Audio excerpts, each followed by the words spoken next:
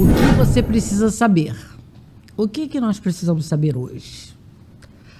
A doutora Márcia vai nos falar sobre um assunto muito importante e vai delegar alguns itens que nós já falamos aqui de outras vezes, mas de maneira mais profunda, para que vocês possam aprender, assim como eu, a olhar para a sua saúde de uma maneira diferente, procurando sempre um profissional para lhe atender da maneira adequada, para realmente você saber o que está faltando, ou o que tem de mais.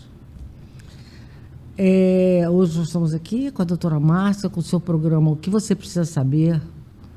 Curta, compartilhe, dê seu like. Isso é muito importante para o programa, para a plataforma. E nós estamos aqui sempre para levar o melhor. E estamos esperando sempre a volta, o retorno de vocês. Ok? Doutora Márcia, nós queremos saber sobre vitamina D. Vitória, a gente resolveu falar sobre esse assunto. A gente teve, nesse final de semana que passou, participou de um congresso em São Paulo, que é um seminário internacional que falava sobre obesidade e saúde feminina. E aí teve uma aula somente sobre vitamina D. Como a gente faz vitamina D nos pacientes, sempre, quando necessário, a gente repõe, ainda tem pessoas questionando a necessidade e a importância da vitamina D. Então a gente resolveu falar de uma maneira mais profunda, né, sobre o assunto, porque tem muita gente falando sobre a vitamina D, mas não com profundidade. Certo. E nesse congresso, eu vou falar uma frase que não é minha, é de um pesquisador brasileiro que mora em Ohio há mais de 20 anos e que o filho dele é autista e quando recebeu o diagnóstico, isso há 20 anos atrás, não tinha tratamento algum, e esse médico começou a estudar sobre vitaminas, minerais, aminoácidos e alimentos. Então, ele empregou a dieta de restrição de glúten e lactose para o filho e começou a fazer suplementação de algumas vitaminas, entre elas a vitamina D, e hoje ele é um grande especialista no mundo, fala só sobre vitamina D. Claro. E a frase dele, que para a gente começar, é dizendo o seguinte, que a vitamina D, não é só um hormônio ou um suplemento. A vitamina D é uma linguagem, olha que lindo, que a luz se comunica com o gene humano. Então, para mostrar que a vitamina D é importante, inclusive, quando você está dentro da sua mãe. Então, na gestação, é necessário que essa mulher, essa mãe que vai gestar uma criança, tenha uma vitamina D em condições boas. Porque a vitamina D determina 3.500 genes. Olha que interessante. Ele é um hormônio porque a gente sintetiza, né, na pele, no rim, no fígado, a vitamina D. E o déficit de vitamina D é um problema mundial. 76% da população mundial ou tem déficit de vitamina D ou tem insuficiência de vitamina D. Então, o déficit é quando eu tenho abaixo de 19. Insuficiência é quando eu estou entre 19, 20 e 30. Então, juntando as pessoas que estão deficientes com as pessoas que estão insuficientes, ou seja, com a D abaixo de 19 ou entre 30 e 20, corresponde a 76% da população mundial. E aonde que a vitamina D age? A vitamina D age em mais de 80 reações químicas no corpo. Meu Deus! Então, o sistema endócrino, sistema metabólico, neurológico, neuroendócrino, a identidade fisiológica que a gente vai ter da nossa imunidade, quem dá é a vitamina D, tá? Então, se eu vou ativar um gene ou não, tem a ver com aquela epigenética, lembra que a gente vem falando sempre? Que a epigenética é quando eu carrego um código genético. Sim. E que dependendo dos meus hábitos, eu vou ter a exacerbação deles ou não. Sim, sim. O déficit de vitamina D pode acontecer a mesma coisa. Se eu não tenho vitamina D na minha gestação, eu posso deflagrar X genes que não são convenientes à minha vida, porque a minha mãe me gerou com déficit de vitamina D. Se eu tenho déficit de vitamina D ou insuficiência de vitamina D, eu tenho tendência maior a doenças neuroendócrinas, endócrinas, hematológicas. doenças hepáticas, e leva a uma coisa que cada vez mais todas as especialidades falam, que é a síndrome metabólica ou a resistência insulínica. Então, a resistência insulínica ela é responsável por doenças autoimunes, a resistência insulínica está relacionada à endometriose, a resistência insulínica está relacionada à obesidade, a resistência insulínica está relacionada ao ovário policístico. Então, se eu tenho déficit de vitamina D, eu tenho resistência insulínica. Se eu tenho resistência insulínica, eu posso desenvolver, e necessariamente vou desenvolver, um quadro de sobrepeso ou obesidade. Então, vira o ciclo do Toshines. Por quê? A vitamina D é uma vitamina lipossolúvel. Ela precisa da gordura para ser metabolizada. Se eu estou em sobrepeso ou estou obeso, com tecido adiposo, que é um tecido, junto com a pele, o tecido adiposo e o fígado, são os locais que eu mais estoco vitamina D. O rim e o fígado. O fígado, pele. Então, quando eu tenho déficit de vitamina D, eu tenho uma resistência insulínica. E eu tenho uma resistência insulínica porque eu estou obeso. E quando eu estou obeso, eu tenho muita gordura. Quando eu tenho excesso de gordura, eu sequestro essa insulina. Olha que loucura. Então, uma das situações mais comuns nos dias de hoje, não é à toa que a gente tem resistência insulínica, e a resistência insulínica está relacionada a déficit de vitamina D. Então, não tem como eu utilizar as canetas na intenção de diminuir a insulina desse meu paciente, melhorar a obesidade dele, se eu não reponho a vitamina D quando está em déficit ou está insuficiente. Por quê? Porque não adianta eu melhorar a minha sensibilidade à insulina se eu não tenho o mais importante, que é quem deflagra isso, que é a vitamina D. Muito bem. A vitamina D, então, se eu estou obeso, eu tenho sequestro dessa vitamina D, ela não vai ficar circulante, ela vai ficar no tecido gorduroso. Ela vai ficar estática ali. Vai ficar parada lá. Então, quanto mais resistência insulínica, mais síndrome metabólica, mais tendência à obesidade, mais inflamação. Então, quando eu tenho déficit de vitamina D, eu tenho um processo inflamatório crônico. Se eu digo que um Alzheimer é uma doença neurodegenerativa, inflamatória e endócrina, passa por eu tratar a cognição quando eu trato o paciente com meu déficit ou com minha insuficiência de vitamina D. Então, não tem como eu falar em tratamento de cognição se eu não reponho vitamina D. Doutora Márcia, eu já sei que vão começar as perguntas. Como é que uma pessoa sabe que ela está com esse déficit? O que aparece primeiro? O médico tem que solicitar, né? O mais comum é 25-hidroxivitamina D.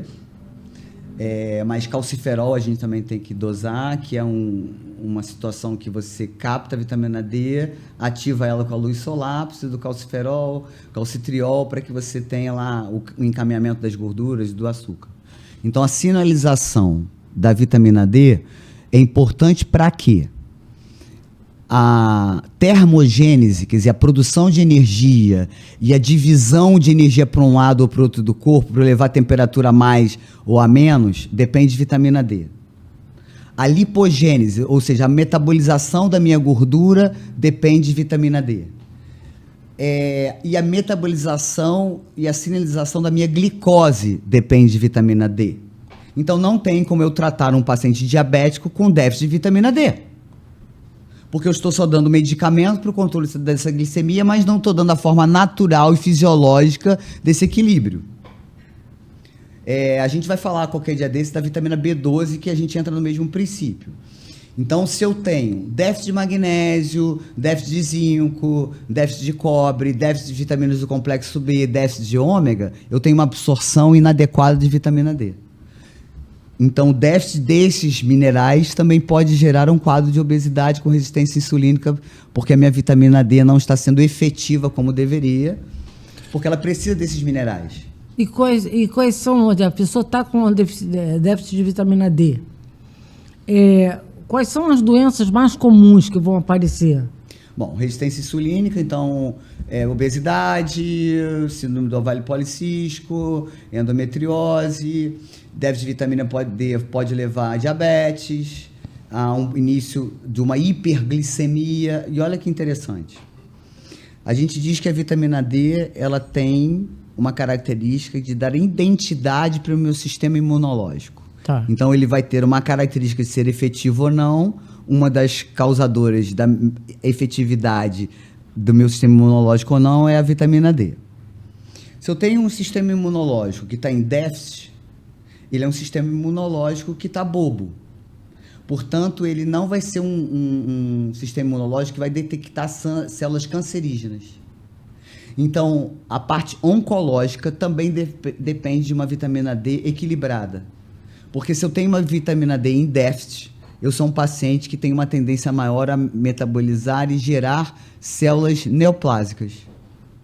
Olha que interessante.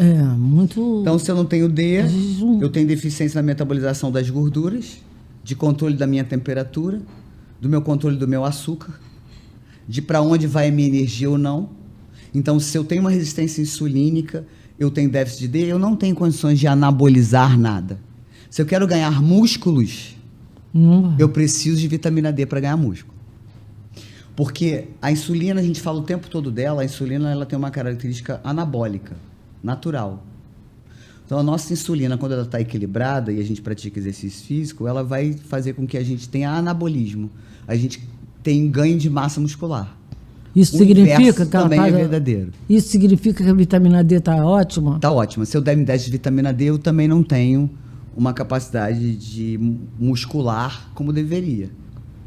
E, doutora Márcia, me diz uma coisa.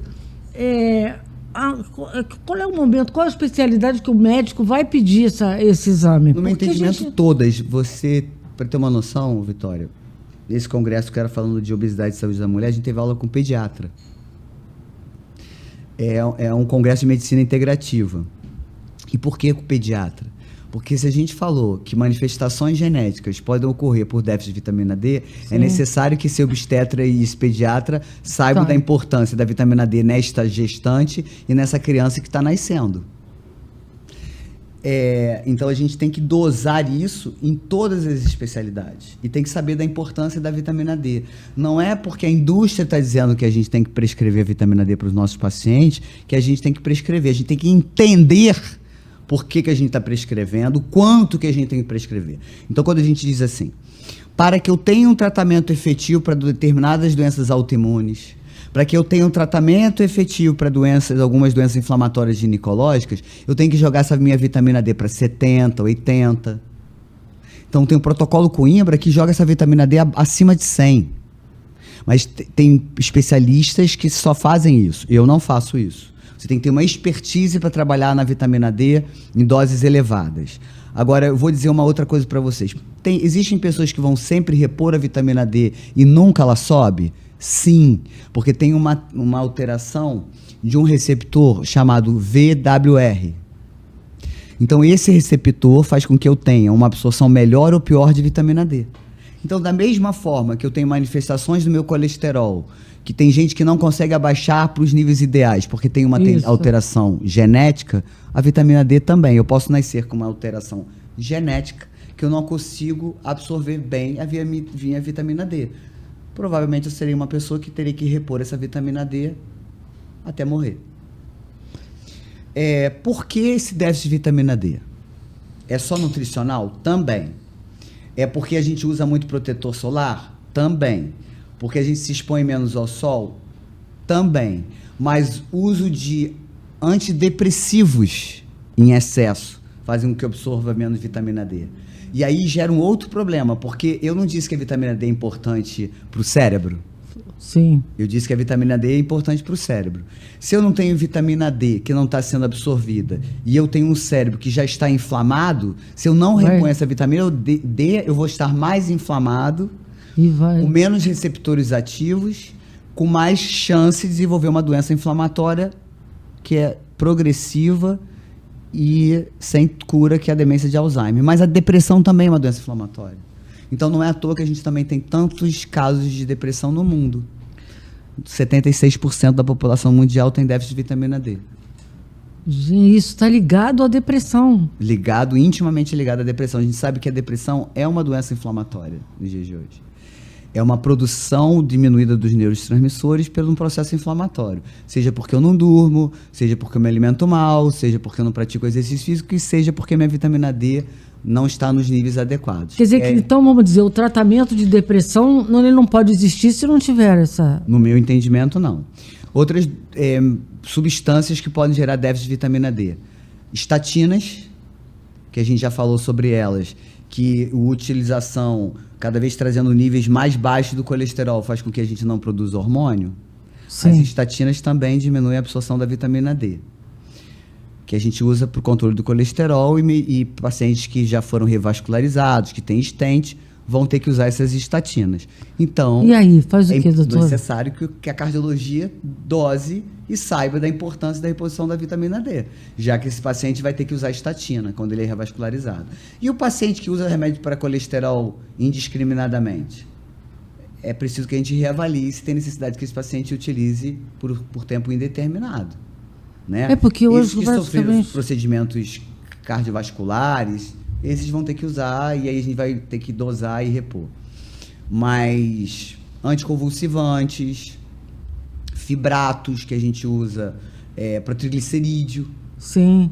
são medicamentos que mexem com a Vitamina vitamina D. D. E aí não é à toa que a resistência insulínica faz alterar o metabolismo dos triglicerídeos e o metabolismo do açúcar. Se eu já tenho déficit de vitamina D e já administro mal metabolicamente isso, eu tenho uma tendência maior à inflamação, à obesidade, à resistência insulínica, doenças inflamatórias, seja depressão, Alzheimer, osteoartrite, que é uma doença inflamatória. Nossa Então não é só para o Senhora. osso que a gente usa a vitamina D. É para o osso, para o cérebro, para o rim, para o O coração, organismo para a inteiro, né? imunidade, para a medula. Então, para a parte hematológica, é necessário que o médico também reponha a vitamina D se ele está tratando uma anemia, por exemplo.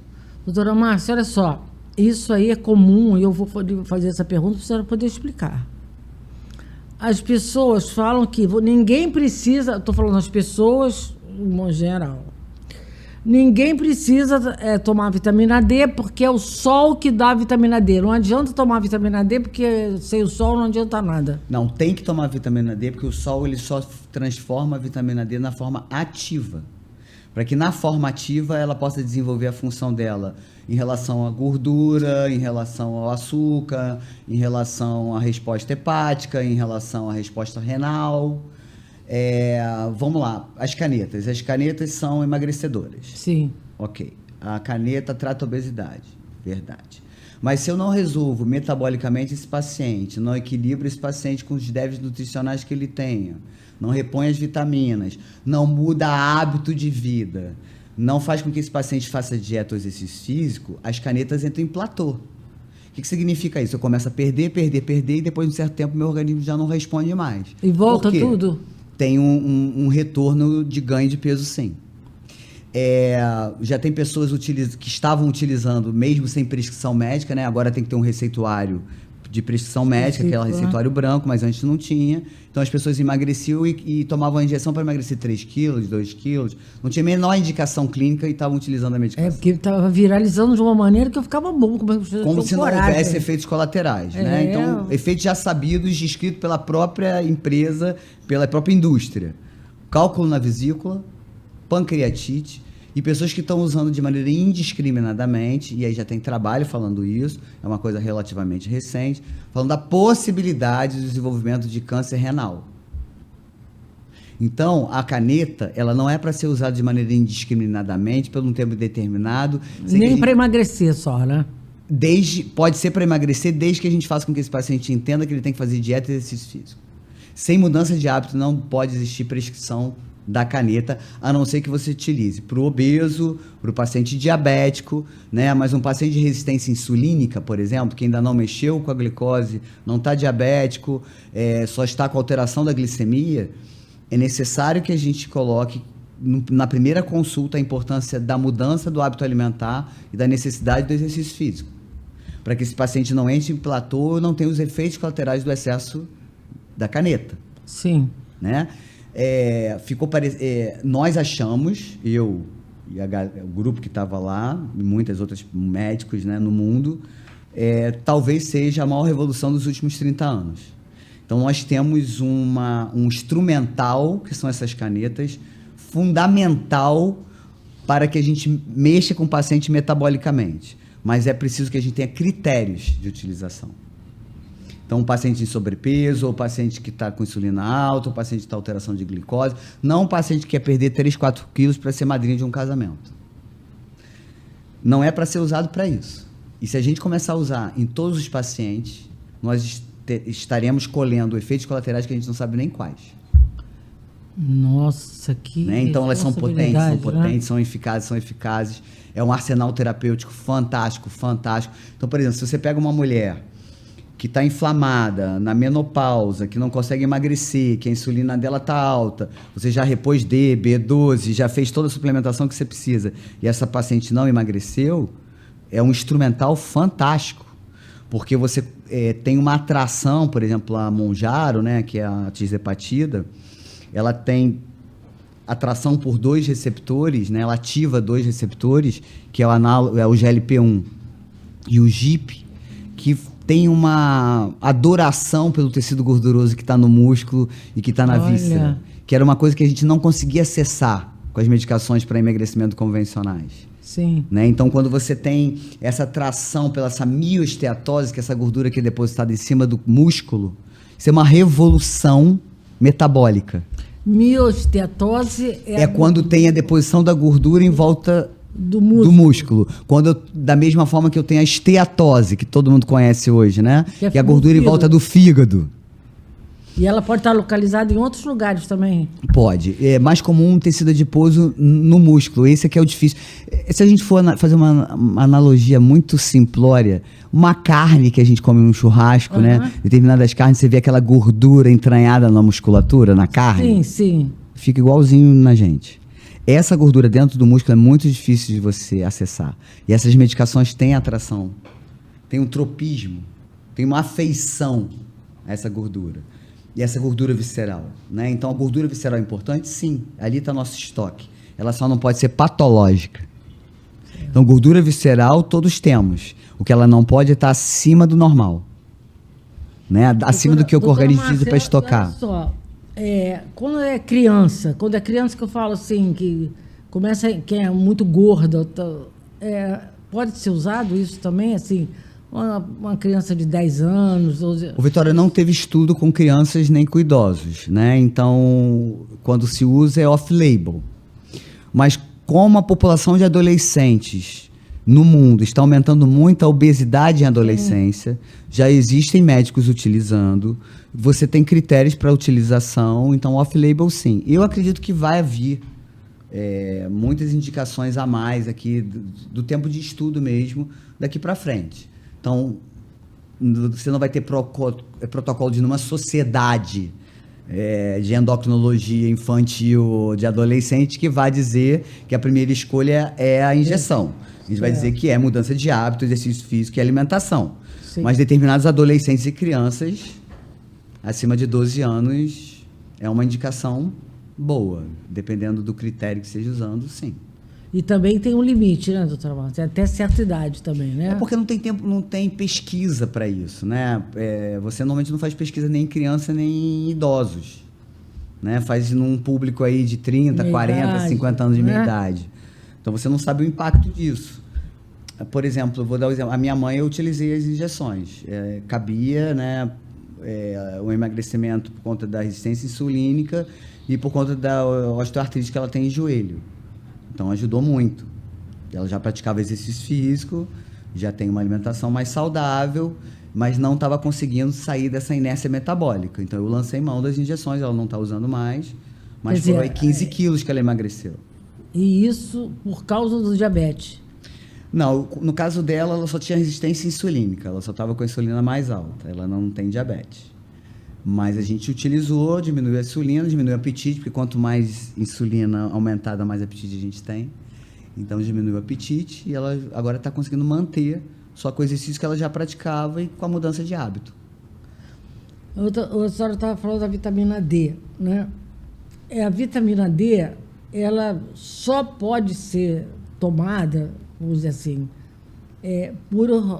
se o médico falar que ela precisa, ou não? Sim, a vitamina D, você pode ter casos de hipervitaminose que são raríssimos, né? Porque você disse que 76% da população no mundo tem déficit de D, até a gente chegar a hipervitaminose, tem muito lastro para queimar. Com certeza. Mas se a gente vai para a mídia, a primeira coisa que a mídia vai falar quando é contra, é que um paciente aplicou a vitamina D e morreu. Ele morreu por outras causas que não foi a vitamina D, mas na mídia, para eu vender mídia, eu tenho que colocar que foi a causa, foi a vitamina D. E isso é um desserviço. Né? Porque quando a gente está dizendo que 76% da população não tem déficit de vitamina D, e por isso vai ter uma alteração na metabolização das gorduras, dos açúcares, vai ter aumento de insulina, isso era uma coisa que a gente tinha que falar a favor óbvio. E não contra. É óbvio. Agora, como fazer essa reposição? Pode ser injetável, pode ser oral? Pode. Pode ser injetável e oral? No primeiro momento injetável, depois oral? Pode. Pode ser o tempo todo injetável? Também pode, mas tem que ter uma indicação, prescrição médica. Quer dizer, não adianta a pessoa sair comprando, indo para a farmácia comprar vitamina D para tomar, né? Não, mesmo porque existem tantas diferenças na miligramagem, né? Você tem 3 UIs, 2 UIs, 10 UIs, 7 UIs, 25 mil UIs, 50 mil UIs. Qual UI que você vai usar? Sim. Né? E qual é a dosagem? Então, isso depende do médico. Primeiro, detectar que tem déficit ou insuficiência e aonde que ele quer chegar. Se fazem o que a gente faz, acredita no que a gente acredita, a gente vai chegar acima de 50 de vitamina D. Mas pelo menos chegar a 50, eu acho que a grande maioria dos médicos deveriam chegar. E a pessoa que está deprimida, efetivamente ela está com carência da vitamina? Olha, a gente vê muito isso, né? Vamos lá. 2000, internet, muita gente viciada em tecnologia, menos exercício físico, alimentação fast food, baixa exposição ao sol, muitas adolescentes dentro de casa que não saem para fazer um exercício ao ar livre, e aí você tem uma população enorme de adolescentes em sobrepeso e obesidade com resistência insulínica. Tem déficit de vitamina D aí.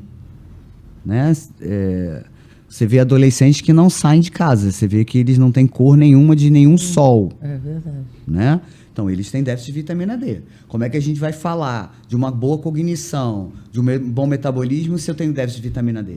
Então, eu tenho que pensar que crianças têm que ter reposição de vitamina D também nos dias de hoje. Certo. Né? E a exposição ao sol, eu não preciso ficar 1 hora quarando no sol. 10, 15 minutos de sol já está de bom tamanho para ativação da vitamina D. E isso que a senhora falou, que também vai ser pergunta básica. O protetor solar, a pessoa tem que usar ou não tem? Tem que deixar o sol ou tem que proteger? 10 minutos de sol sem protetor solar. Ou você coloca, por exemplo, a mulher que tem melasma, né, esse especialista, esse médico que só estuda vitamina D, falou muito nisso, né, do impacto do uso do protetor solar. Você não vai chegar com uma mulher como eu que tenho melasma e dizer, olha, você tem que ficar 1 hora exposto ao sol. Você passa seu protetor solar no rosto e não aplica no corpo, nos braços, e vai lá, se expõe 10, 15 minutos no sol. Certo. Então é possível isso. Certo, né? com certeza. Deixar áreas sem protetor solar por um período, absorve lá a luz do sol, depois aplica teu protetor solar.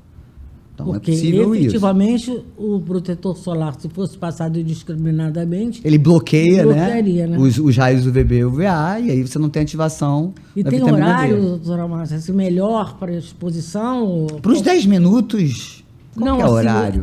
Porque já falaram que tem que ser o sol do meio-dia até 1 hora. Isso é real? Depende, né? Nós que estamos aqui no trópico, o sol já está batendo na incidência pauleira, né? A gente saiu do carro, andou 10 minutos, já está queimado já, né? É verdade. Então vai depender se a gente é país do trópico, ou se a gente é um país temperado, vai depender da nossa localização no globo terrestre, né? Sim. Esse médico fala de Ohio. Ohio você tem neve muito mais parte do tempo do que sol. Nossa, é verdade. Né? Então, tal a incidência de déficit de vitamina D.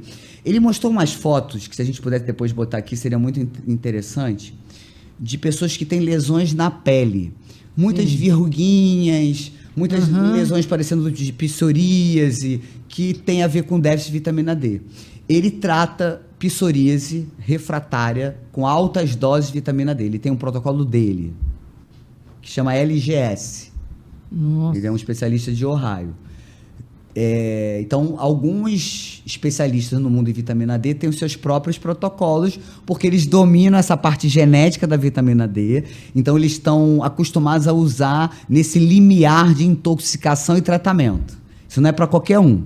Com certeza. Né? Eu estou falando de especialistas que só se dedicam a isso, e ele se dedica a isso há 20 anos. Porque ele tratou o filho autista com vitamina D e o filho hoje estuda na universidade, tem uma vida muito próxima do normal. Não faz só D, faz ômega, faz muitas outras coisas, mas ele começou com o estudo da vitamina D, inclusive para autistas. Que isso também ninguém sabe. Isso não é. Isso É o que ele não... diz. Quem trata autismo teria obrigatoriedade de saber tratar com vitamina D.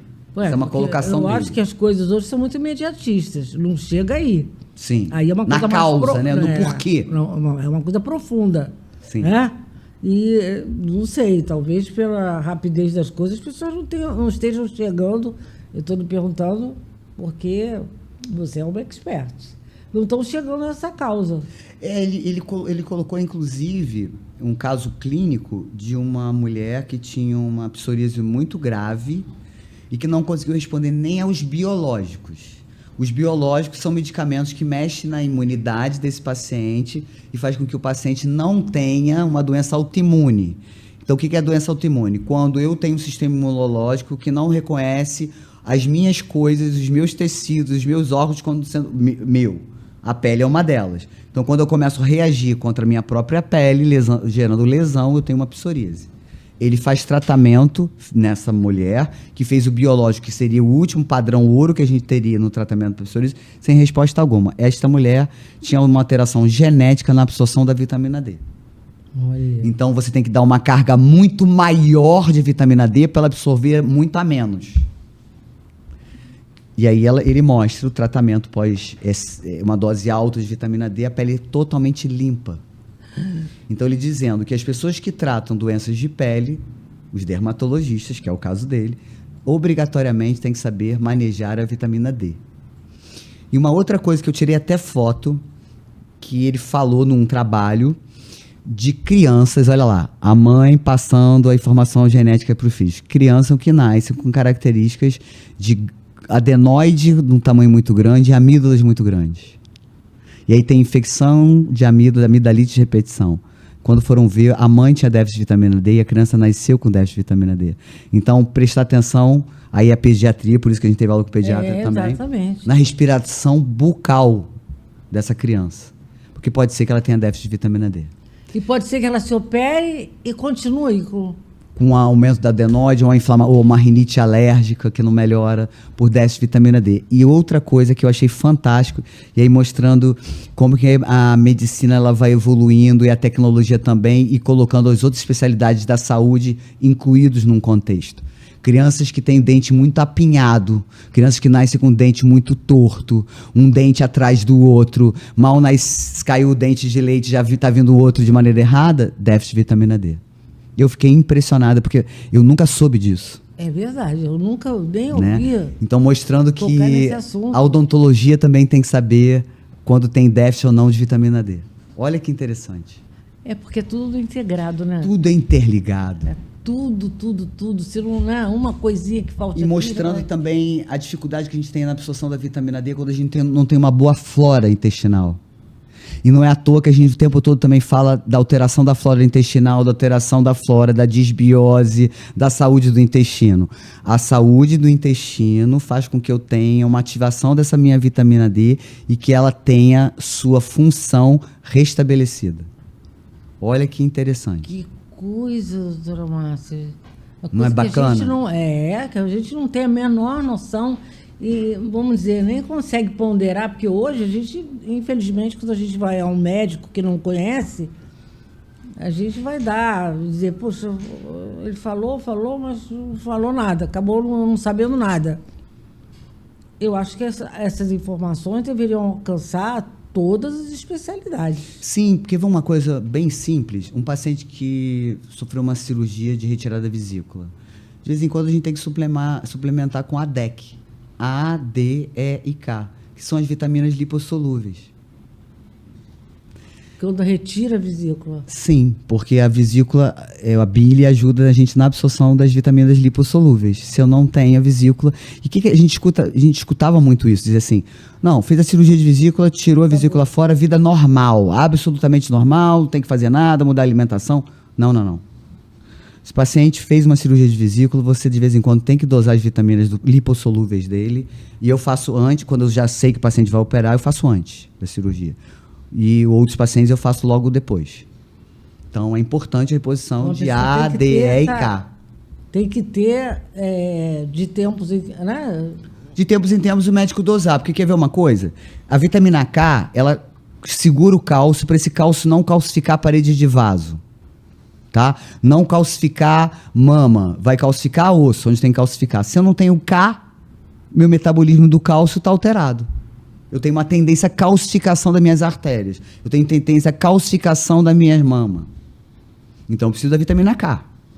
A vitamina E é importante, um potentérrimo antioxidante, mas ajuda a não ter essa deposição de gordura no fígado. E uma das formas de a gente tratar a inflamação que essa gordura gera, essa esteatose, é através da vitamina E. A indústria já tem. Através da vitamina E. Vitamina E ajuda na esteatose. A esteatose, que Isso. hoje é um número muito grande de pessoas que enorme. tem, né? Você sabe que a causa maior hoje de transplante hepático não é mais alcoólico nem por hepatite, e sim por esteatose hepática. Então, os transplantes hepáticos, quando eu faço deposição de vitamina D, penso numa essência insulínica, no controle da obesidade, na gordura em volta do fígado, eu vou evitar que esse paciente possa evoluir para um quadro de transplante hepático, que só o transplante hepático é o suficiente. Eu pego hoje uma quantidade absurda de pessoas com ferritina alta. Ainda E aí, colegas médicos mandando fazer sangria. Sangria não abaixa a ferritina. Ferritina é uma característica inflamatória.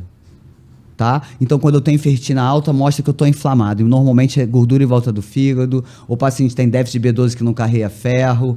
O fato que é característica de inflamação, ferritina muito alta. E não de necessidade de sangria por depósito de ferro. O que seria sangria por depósito? Sangria, eu vou doar sangue e não dou o sangue. Eu vou lá e tiro 1 litro, 750 ml, 300 ml, 350 ml, na tentativa, se fosse ferritina alta por depósitos de ferro em excesso no fígado, eu melhoraria. Só que hoje em dia a ferritina alta não é por depósito de ferro, e sim por alterações metabólicas, e sim a resistência insulínica. É isso que altera a minha ferritina. Excesso de álcool. Então, gordura em volta do fígado, álcool, alteração de B12 é que gera alteração de ferritina. Então, eu tenho que desinflamar meu paciente, repor B12, repor vitamina D, pensar na gordura em volta do fígado, fazer esse paciente fazer uma dieta, exercício físico, para que eu melhore a ferritina dele. E essas pessoas que tomam esses remédios, que são todas de, como é o nome? Centro? Quando você tem vitamina de A a Z num comprimido, você tem uma quantidade insignificante de cada coisa. Então, eu falei que para eu ter uma vitamina D bem ativa, eu tenho que ter o magnésio numa dosagem boa, eu tenho que ter cálcio numa dosagem boa, eu tenho que ter ômega, eu tenho que ter B1, B2, B3, B5, B6, B12, metilfolato, que é o ácido fólico, para que eu tenha uma ativação de forma correta no meu rim dessa minha vitamina D. Quer dizer, então tomar o centro achando que está saudável, ficando tudo equilibrado, não é por aí, né? Não é. E o plano permite que você faça a dosagem de todas as vitaminas? Não. Mas você, por exemplo, se você dosa ácido fólico e B12 e deu baixa, ou a homocisteína, que é déficit de B12, ácido fólico B6, deu baixa, é porque as outras vitaminas do complexo B também estão. Né? Zinco, selênio, magnésio, quase todo mundo tem déficit. Né? Então, posso dosar como posso não dosar. Mas é possível, né? As vitaminas lipossolúveis são mais difíceis de você dosar de maneira fidedigna, mas a gente dosa D, né, dosa K. Deixa eu perguntar, para não esquecer, é sinal que quando a pessoa fica idosa, ela vai ter falta disso tudo e a criança, e o jovem, a criança vai ter isso equilibrado? As crianças de hoje, não. Porque envelhecem? As crianças de hoje, elas vêm com déficits. Primeiro porque a microbiota vem com a mãe, né? Então, como a gente tem mais parto cesárea do que normal, não tem aquela deglutição daquela primeira flora que vem da mãe. Então, a gente já tem uma alteração dessa nossa flora intestinal, a absorção dos nutrientes vai se fazer mais deficiente, né? Então, a gente tem hoje crianças e adultos jovens deficientes e idosos, com certeza. Os idosos, porque tem um histórico de vida, né, que muitas vezes de inflamação, de hábitos não saudáveis, vão ter déficits nutricionais, e as crianças, porque não estão vindo nem da mãe, nem estão adquirindo ao longo da vida. Né? Quer dizer, o parto normal seria facilita muito a melhora da microbiota intestinal. Então, não é para todo mundo que tem que fazer pré-biótico. Muitas vezes você tem que tratar o intestino primeiro para depois você fazer pré-biótico, pós-biótico ou probiótico. Porque quando você vem de fora para dentro e você coloca micro-organismos muito potentes, sintéticos, vindos de laboratório, você vai destruir a tua flora, que é débil. Então é preciso que você melhore todo o ambiente de absorção e nutrição desse intestino para que você tenha uma absorção adequada dos nutrientes de uma forma geral. Então tem que tratar o intestino. É a primeira coisa. Primeira coisa. Para as canetas também. As canetas mexem. A gente aprendeu aqui, até com a doutora Alisson, né, que as canetas vieram pós o estudo e o entendimento da cirurgia bariátrica, né? Isso. Você não utilizava aquele pedaço do intestino proximal e o paciente em 24 horas melhorava a glicemia dele. Sim. Não é isso? Então você está mexendo com receptores intestinais. Para eu poder mexer com as canetas nos meus receptores intestinais, é preciso que o meu funcionamento do intestino seja bom. Porque se eu estou alterando esse funcionamento, se ele já é ruim, eu vou piorar. Então, se eu quero fazer a caneta, o ideal é eu tratar meu intestino primeiro para que essa caneta responda melhor. Quer dizer, fazer o exame para ver se o intestino está bom. É isso? É uma boa anamnese, né? O que mostra que meu intestino não é legal? Minhas fezes não têm uma consistência boa, eu não tenho um hábito intestinal correto. Um dia eu vou 2 vezes ao banheiro, no outro dia eu vou uma, no outro dia eu não vou nenhuma, passo 3 dias sem ir, depois vou 2 vezes no mesmo dia. Então, a consistência, a característica das fezes, o hábito intestinal, isso tudo a gente tem que levar em consideração. Se der alguma coisa errada... É uma coisa assim, que cada um é de um jeito? Sim, mas se eu tenho o hábito, desde que eu nasci, de ir uma vez por dia ao banheiro, e passei 3 vezes ao banheiro, eu mudei meu hábito intestinal. Entendi. As fezes, elas têm que escorregar e descer redondinha, do tamanho corretinho, sem se despedaçar. Se as minhas fezes saíam assim e agora não saem mais, estão despedaçadas, estão flutuando quando eu dou descarga, é porque a minha característica das minhas fezes se alterou. Então tem alguma coisa dizendo, sinalizando que o meu intestino não está bom. Sim. O que eu vejo muito, gente com muitos gases, extensão abdominal. Isso também é do intestino. Do intestino. Então, muitas vezes, o paciente começa a limitar alguns alimentos. Por exemplo, quando eu como doce, eu tenho muitos gases, tiro o doce. Como derivado do leite, eu tenho gases, tiro os derivados do leite. E, na verdade, o que ela precisaria era mudar a saúde intestinal dela. Quer dizer, essa história de dizer que é... Como é que... É como se fosse alérgico à lactose. A intolerância, a gente tem visto lactose. muito mais gente hipersensíveis do que intolerantes. Intolerante ou nasce intolerante. Então, desde pequena a gente ingere aquilo ali e não faz bem. As pessoas estão ficando hipersensíveis, estão se expondo demais à farinha branca, por exemplo, e o organismo não foi feito para essa quantidade de oferta tão grande de farinha de absorção e hipoglicêmico. Eu começo a ficar hipersensível. Eu tenho acesso àquele alimento e aquilo me faz mal. Não porque eu nasci intolerante, não porque o meu sistema imunológico é totalmente contrário àquele alimento, e sim porque eu fui me expondo demais a ele. Então hoje a gente tem muito mais hipersensibilidade. Aí também dizendo que tem a coisa do antibiótico, da ração que a avó ingere, que ela não vai para o pasto, e aí a qualidade do leite muda, e dos alimentos também, e já é uma outra seara. Mas o fato é que nós precisamos melhorar a nossa saúde intestinal. Quer dizer, essa seria a primeira parte, vamos dizer, que a gente teria que tratar. A gente diz que é o lúmen, que é a parte de dentro do intestino. Existe um tecido que é vascularizado, mas é vascularizado de fora para dentro. O que passa por dentro do intestino é tecido. Porque se tivesse vaso em íntima relação com a luz do intestino, toda vez que eu fosse ao banheiro, eu iria sangrar. E não é isso que acontece. Então, existe uma parede que está para dentro do intestino que tem vilosidades, tem como absorver alimentos. É preciso que essa minha vilosidade esteja boa, é preciso que a minha flora esteja receptiva, é preciso que meu trânsito intestinal e como é que eu mastigo meu alimento esteja correto para eu ter um intestino correto. Então, isso tudo a gente tem que levar em consideração. Isso é difícil. Hoje em dia é bem difícil. É bem difícil, Bem né? difícil. Porque a gente não está mais preparando os alimentos, né? São alimentos mais rápidos, de farinha mais rápida, de açúcar de absorção mais rápida. E isso faz com que toda a absorção intestinal se modifique. E aí a gente vai voltar para a mesma situação. Se eu tenho uma má absorção intestinal, tenho uma disbiose, tenho uma tendência à depressão. Se eu não tenho uma boa vitamina D, eu também não tenho um bom intestino, não tenho uma boa absorção, tenho depressão. Então o corpo da gente precisa estar num equilíbrio. O que a gente quer dizer com isso? É só a vitamina D que é importante? Não. Mas se eu tenho déficit de vitamina D, eu tenho que melhorar. Se eu tenho insuficiência, eu tenho que melhorar. Porque no todo, metabolicamente, vai fazer diferença. Então, se eu não tenho magnésio insuficiente, se eu não tenho cálcio, se eu não tenho vitamina do complexo B, meu intestino também não vai funcionar de maneira correta. A minha vitamina D, eu posso dar 50 mil unidades para o meu paciente. Se eu não tenho uma boa flora, não me exponho ao sol, não tenho uma boa qualidade de sono, eu não tenho um organismo saudável. Eu não tenho uma fixação boa de vitamina D. Então, não é só suplementar. É suplementar e ver a absorção desse paciente também é importante. Então, muitas vezes, num primeiro momento, o injetável vai melhor do que oral. Eu posso fazer injetável, preparar esse intestino e depois passar para oral. É uma possibilidade. Mas sem tratar o intestino, difícil. Não vai funcionar. E aí, como é que trata o intestino? Glutamina é bom, que é um aminoácido. Pré-bióticos.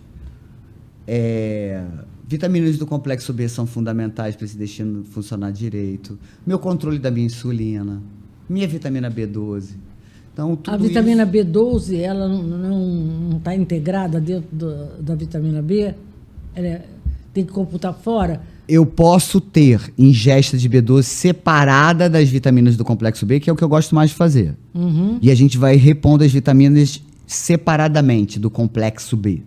Isso, tem o complexo B, Tem o complexo B, mas você vai ter um pouquinho de cada coisa. Mas quando eu quero B12 em específico, eu quero aumentar B12 em específico, eu tenho que fazer só B12. Eu não posso dividir meu tratamento com outras vitaminas do complexo B se eu quero mais B12. Entendi. Depois, sim, eu posso aumentar minha B12 e depois manter com as vitaminas do complexo B. Possível. Eu não faço isso normalmente, não. Mas é possível. Quer dizer, basicamente, ver se eu estou falando certo. Para fazer qualquer tipo de tratamento que seja, para emagrecer, enfim, para qualquer tipo de tratamento, a pessoa tem que passar por um médico que veja toda essa parte. Sim. Que não adianta ver uma coisa. Não. Nem só a caneta soluciona todos os problemas.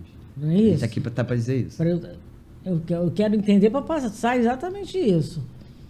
Tudo tem que ter um equilíbrio. Isso. Tá certo? Perfeito.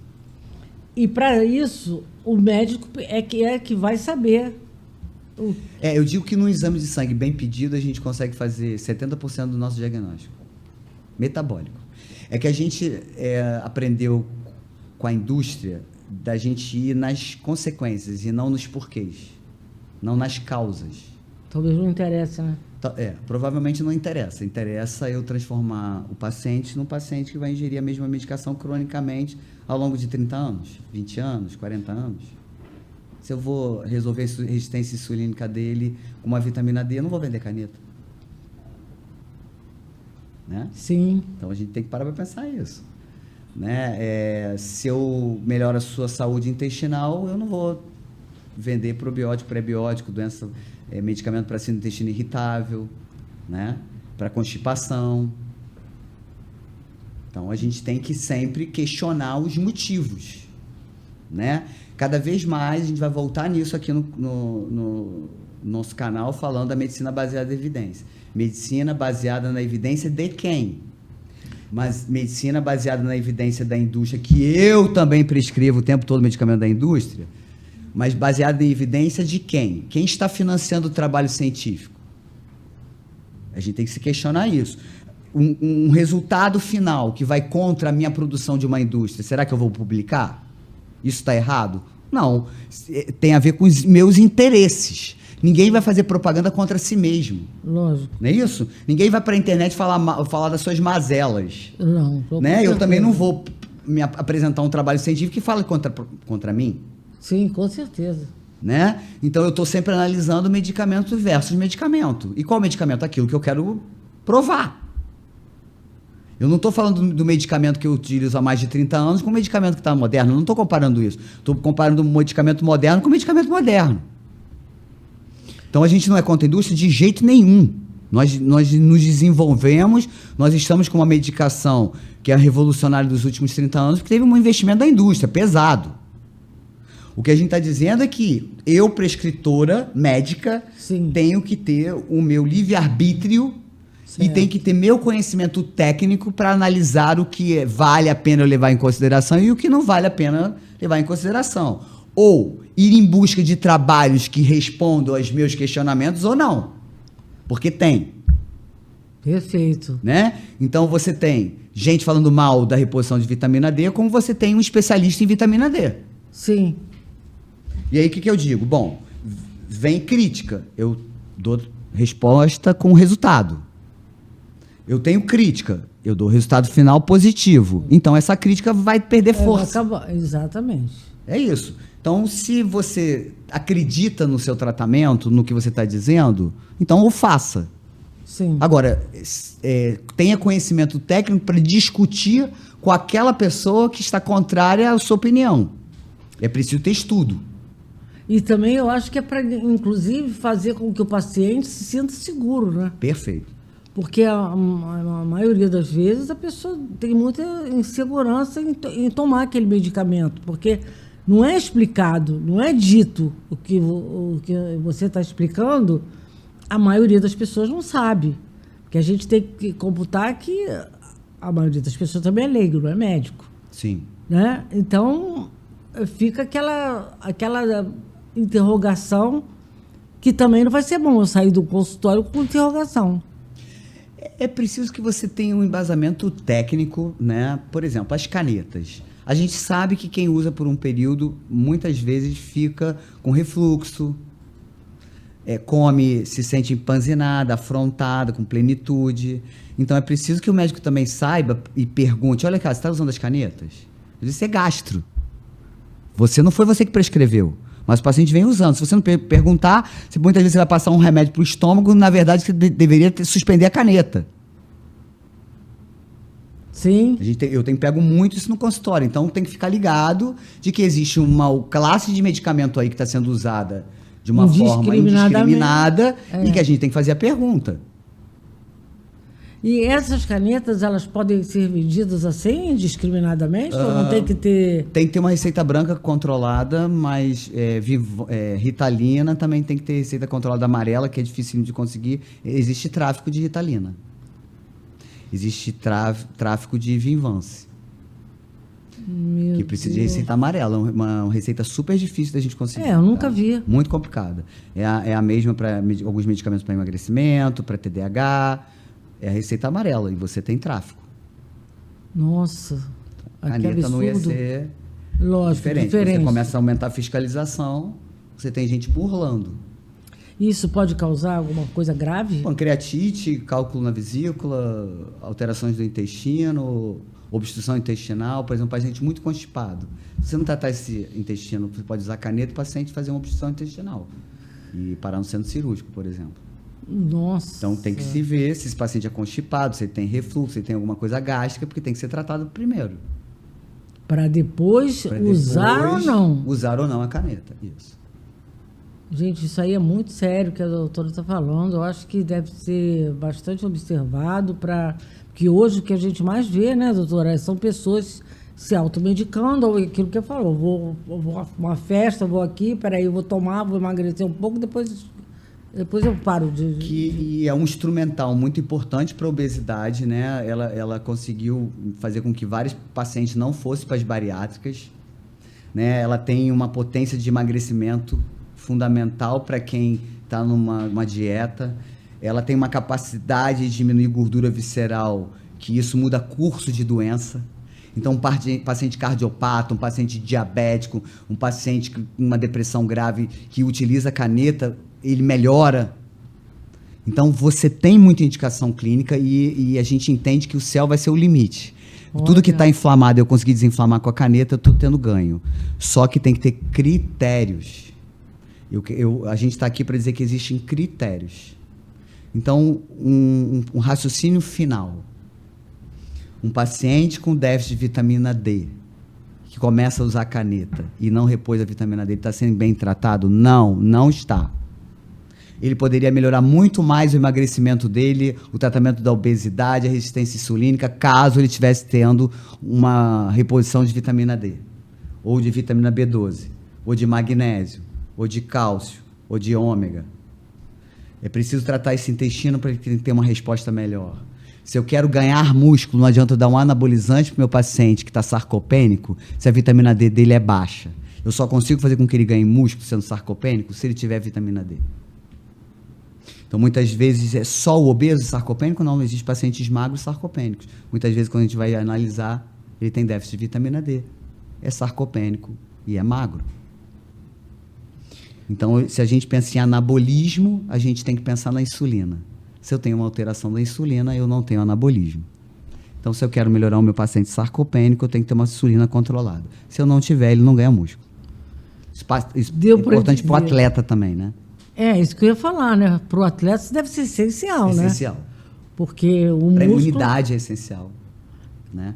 Se usou muita vitamina D no Covid, porque ela fazia muita diferença mesmo. Ela melhorava a imunidade com absoluta certeza. Mas, eu vou falar de Covid, nem vou falar, mas isso aí, eu não falava que era para tomar vitamina C e zinco, não era D. D, zinco e C. Muita gente lançou mão disso, desses minerais, com um resultado bom. Por quê? Porque melhora a imunidade. Fortaleceu a imunidade. Fazer vitamina D, zinco, selênio, magnésio. Ômega. Olha só, quanta coisa a gente vai aprendendo, meu Deus do céu. 80 reações químicas dependem da D. Manifestações genéticas de 3.500 genes na gestação e no nascimento. Isso é importantíssimo. 76% da população mundial tem déficit de D ou insuficiência de D. Déficit abaixo de 19, insuficiência entre 30 e 20. O ideal acima de 50, hipervitaminose acima de 100, mas tem colegas que sabem manejar e aí fazem suprafisiológico. Isso é só para determinados colegas. Certo.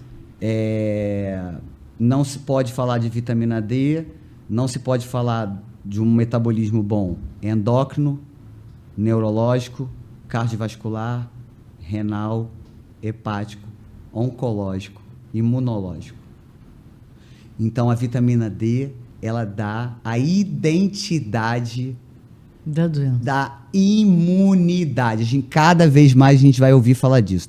Cada um tem um perfil de resultado de imunidade.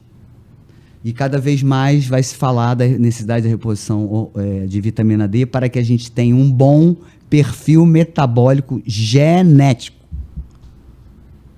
Perfeito. A pessoa fala tanto em imunidade, né? O que melhora a minha imunidade? O que faz? Porque eu toda hora estou assim, estou assado. Imunidade, a gente está tendo uma explicação bem detalhada, né? Porque a síndrome metabólica, que todas as especialidades falam, dessa inflamação que parece que é uma entidade, essa inflamação vem da resistência insulínica dessa síndrome metabólica.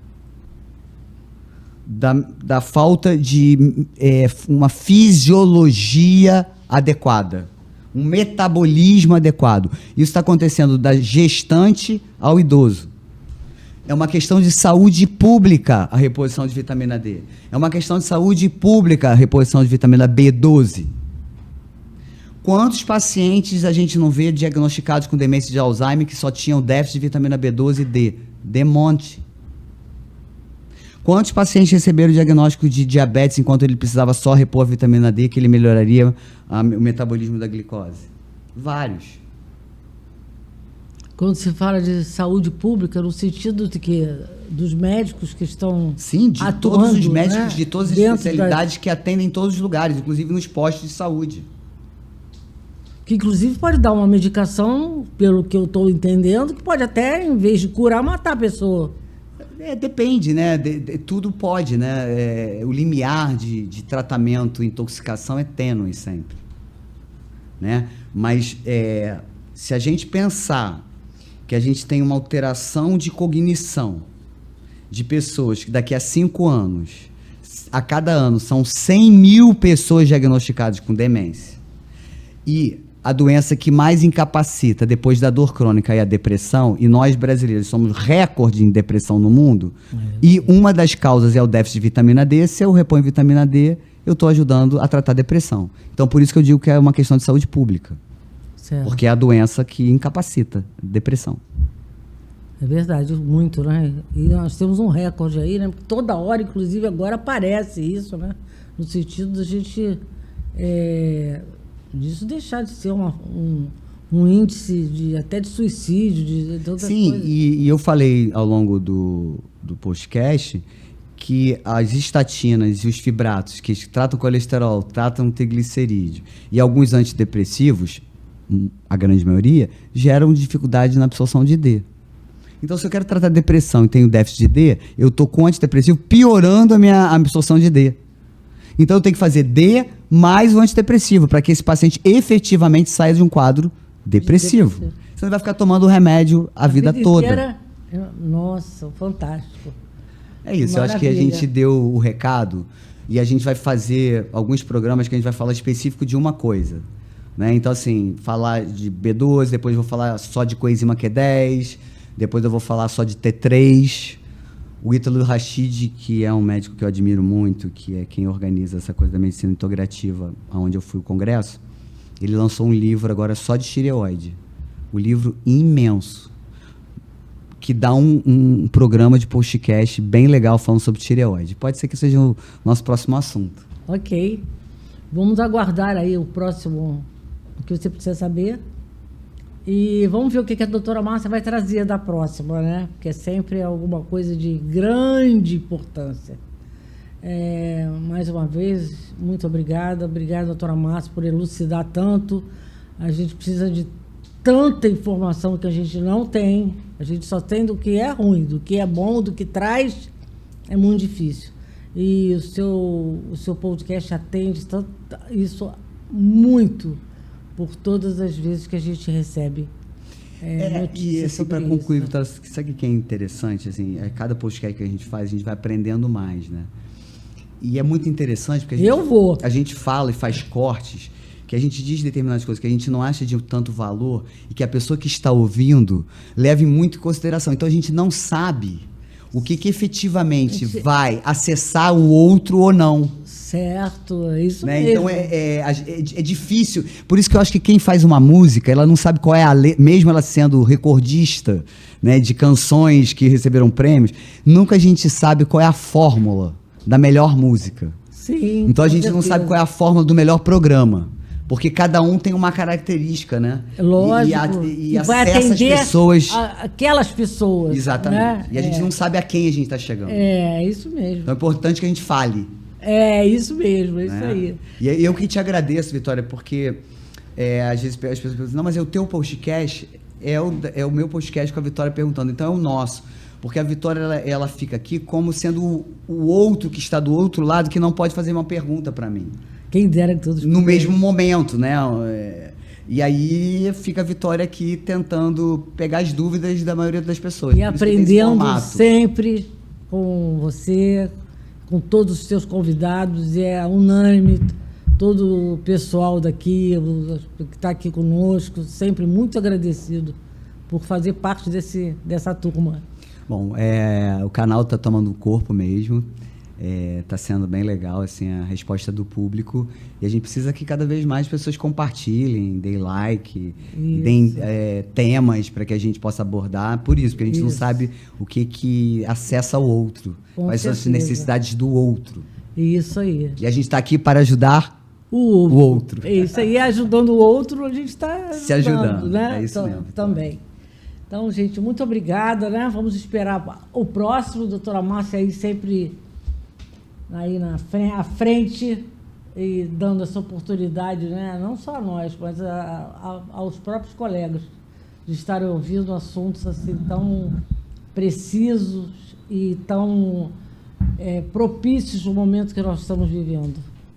Então, olha só, no programa da doutora Márcia hoje, me deu vontade de falar, olha só, escutem uma música e entendam a letra de uma música que tem tudo a ver com o momento que a gente está passando, chama-se Die With Your Smile.